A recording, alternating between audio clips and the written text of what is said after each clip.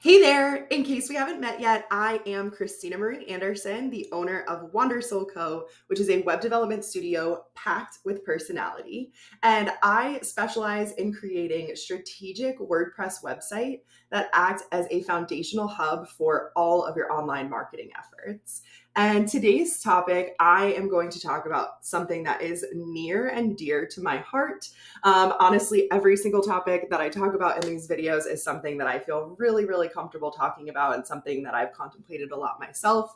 But this is one that really relates back to last week's video regarding revamping my sales process.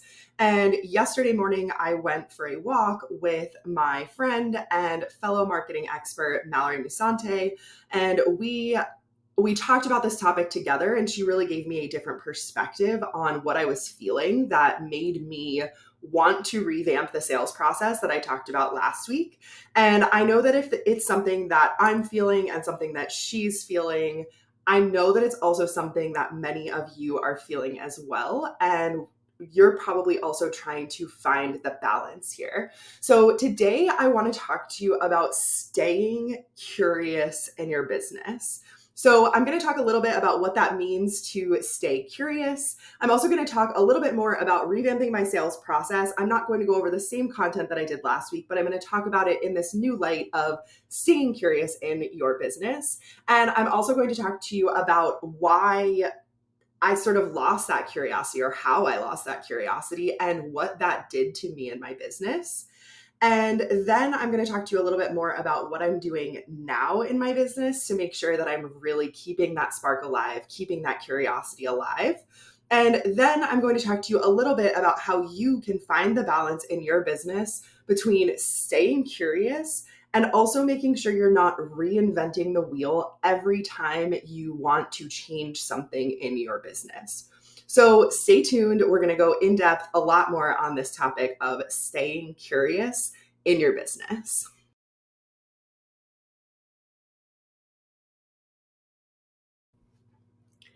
If you've been following along on my journey as a business owner, as a web designer here on YouTube or in my email newsletter, you probably know that I have put a lot of work into my business. And not just work, but I've invested in my business this year. So knowing that times are a little bit slower economically, people are holding onto their money longer, I took the initiative earlier this year to double down on my marketing efforts. Really, this was sparked. It was kind of an idea I already had, but it was sparked by a post that my friend Mallory, who I mentioned earlier, posted on Instagram. And in her post, she talked about the different objections that you'll get from potential clients at different levels of business ownership. So if you're working with small business owners or startups that don't have a lot of money, budget is going to be one of their primary concerns. But once you start to move out of that realm of brand new businesses and you start to work with businesses who have a budget, they're looking to invest, they know they need a new website. You're not convincing them that you're worth it. You're not convincing them that they need a website, but what you're now convincing them of is that they can trust you as a service provider. And I realized that a lot of the language that I was putting out there about my business was not in alignment with those larger, more established businesses that had a budget to spend, but who didn't know how to choose a web developer. And so what I did was I worked with Mallory on my brand and marketing strategy and my content strategy to make sure that what I am talking about is aligned with the clients that I want to work with. And it was a hefty investment to do that and also rebrand my business. And in doing so, kind of what happened is I took a set it and forget it approach. So my thought process a little bit, just kind of thinking back to where I was and what's gone on since I made that investment, my thought process was like, okay, I want to tell the world that I am working with more established businesses and I want to put language out there that resonates with the potential clients that I really, really want to work with.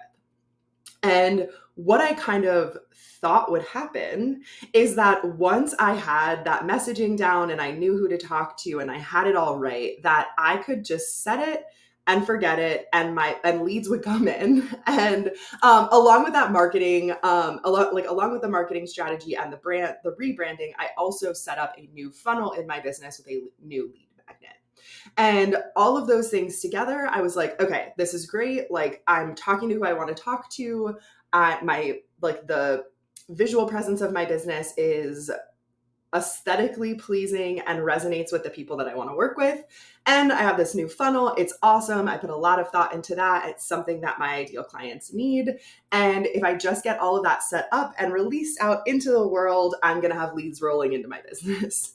And from the way that I'm talking about this, you might have realized, or just from your own experience in business, you might have already realized that that is not what happened. Especially if you watched my video from last week around my sales process and revamping things, you'll know that I have not had a lot of new leads rolling into my business. And I take full responsibility for that. I had the wrong approach, right? Like I said, I had a set it and forget it attitude.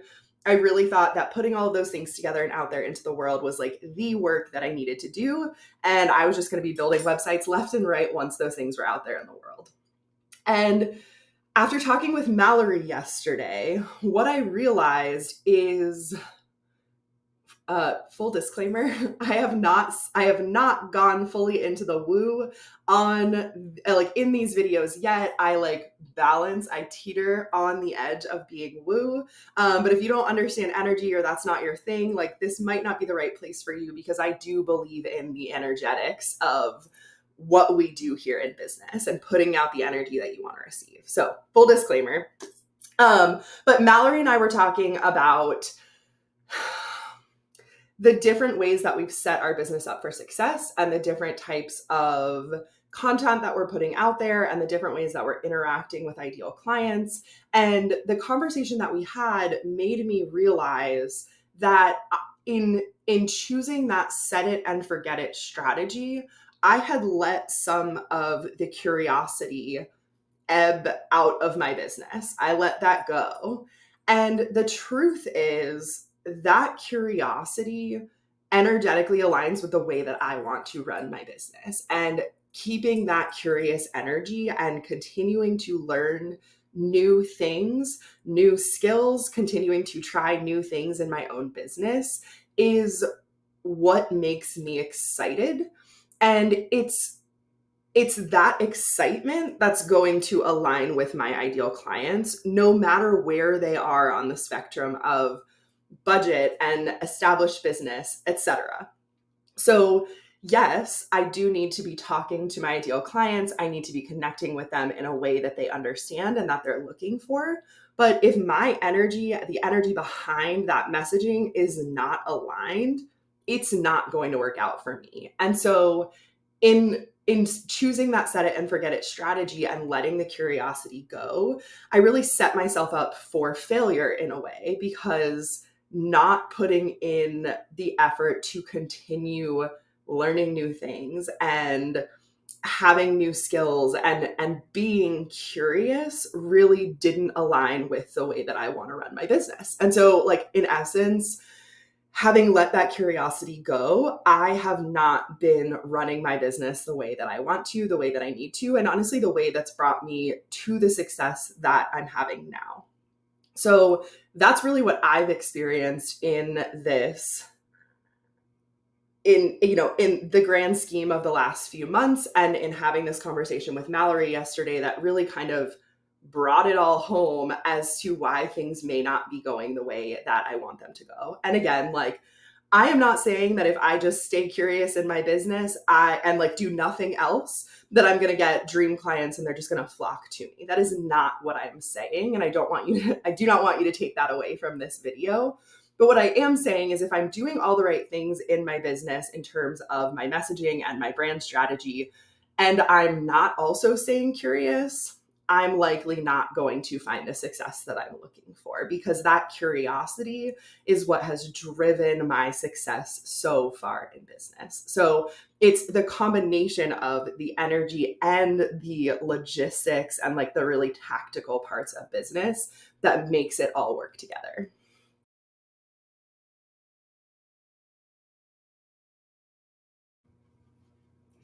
So, the conversation that I had with Mallory yesterday while we were on our walk around the North Carolina Museum of Art, if you've never been to the art museum here in Raleigh, it is a super cool place to hang out. There's these really beautiful trails. There's the museum itself. There's some sort of like secluded areas. It's just a really great place to think. And it's no wonder that walking there with Mallory yesterday gave me new perspective on my business and what I can do heading into Q4. So, talking with Mallory made me realize that what I did last week, or I guess technically the week before, in revamping my sales process was part of keeping that curiosity alive. So, as I've mentioned already in this video, I chose a set it and forget it approach once I had invested in my marketing and my funnel and my rebrand of my business, the aesthetic part of my business. And I've already sort of mentioned bad idea. Don't do that. At least for me, terrible idea. So I realized in our conversation that the like revamping of my sales process was sort of the beginning stages of reawakening the curiosity in my business.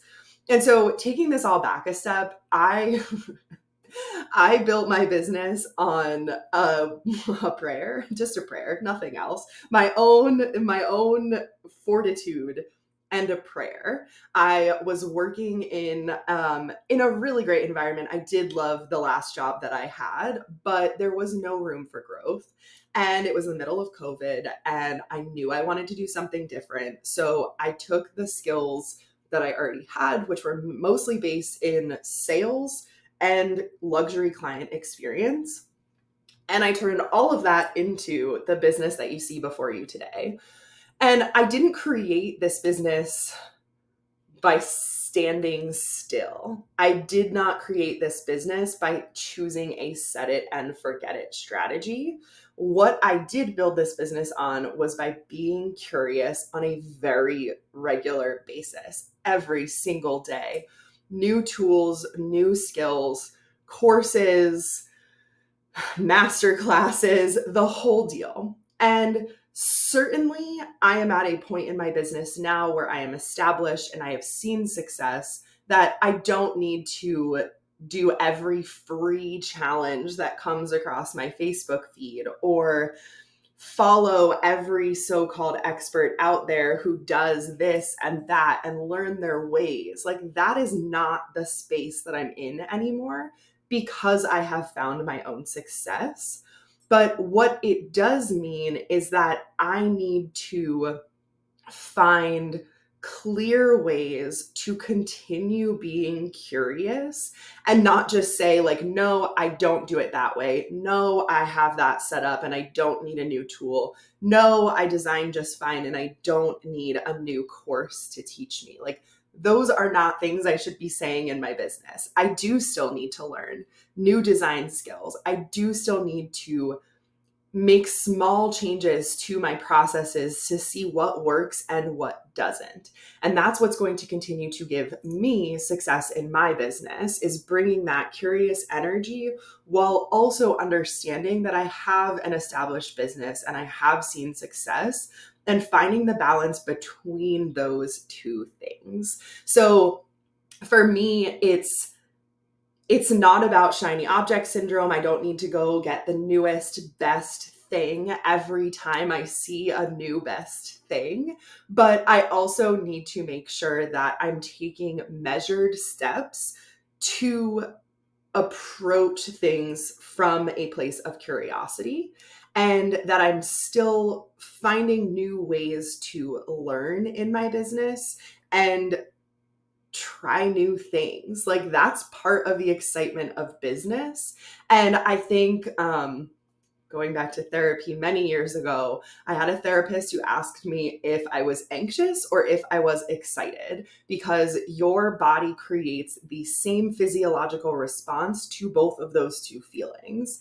And I think for me, I've been thinking that I'm anxious about the way that business is going for me, when in reality, I could be putting that energy and saying that that's excited energy to find something that does work. So for me, it's about continuing to be curious while not reinventing the wheel every single time that I sit down at my computer to do something. So, in the next little bit of this video, I'm going to talk to you a little bit more about finding that balance yourself, making sure that you can stay curious and try new things without literally reinventing the wheel or reinventing your business, so to speak, when you want to try something new.